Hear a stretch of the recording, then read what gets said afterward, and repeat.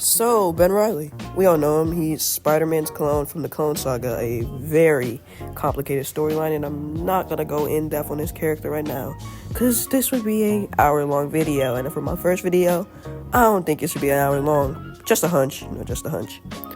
But, so yeah, Ben Reilly, he's one of Spider-Man's clones. He has like 3-4 clones now, and he's been in the comics since the 90s, but the state of his character right now is,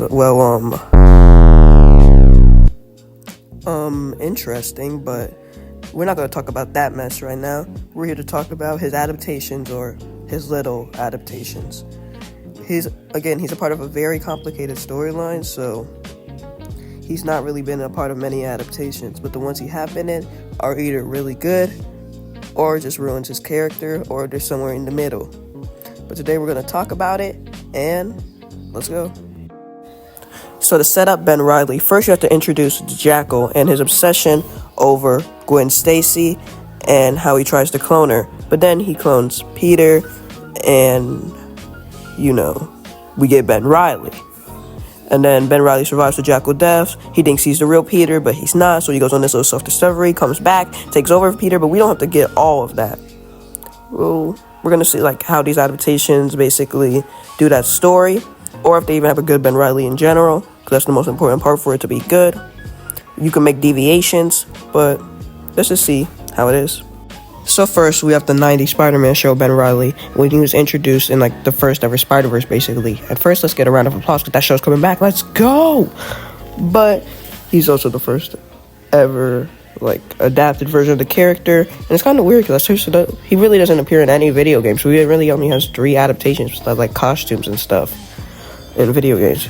But it's basically his comic origin. He's created by the Jackal. He thinks he's the real Peter. He's not, but his version of Peter actually turns evil and becomes a Spider-Man version of Carnage. But he doesn't really do much since the episode's not really about him. He's just one of the variants. And he acted basically like he did in the comics, so he's a pretty good adaptation, to be honest. So let's get to the next adaptation.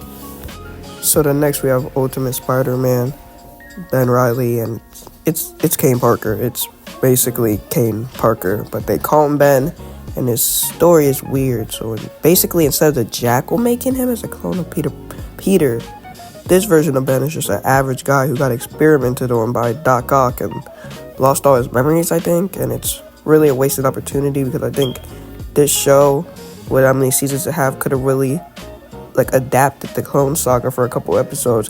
Could have gave us Ben and OG Kane with his OG outfit, but they didn't, and they basically made Kane Parker down from his attitude to how he dresses in his suit, and they just called him Ben Reilly, I guess maybe for fan reception, or the writers really didn't do their research, and they just the newest Spider-Man clone and thought that was Ben Reilly's new suit. But yeah, this is a really bad one, so let's just get into the next adaptation.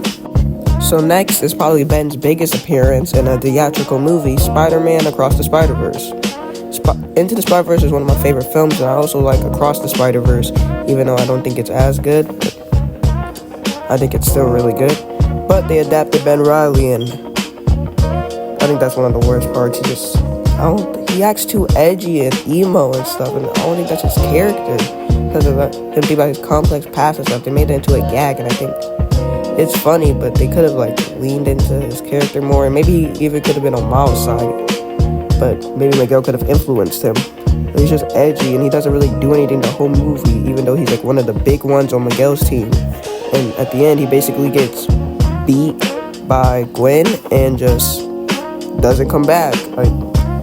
Did he die? I think Gwen just sent him to his own universe, probably, and then leave him somewhere. But maybe he'll do more beyond the Spider-Verse. I hope so.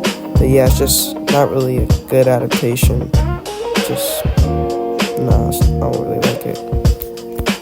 So Ben Reilly hasn't really had that many adaptations, and the ones he does have, basically he does nothing. He's literally Kane, and then the 90s one is the best one.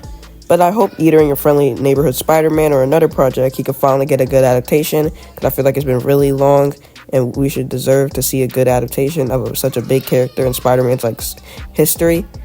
So, yeah. I'll see you guys later in the next video. See you.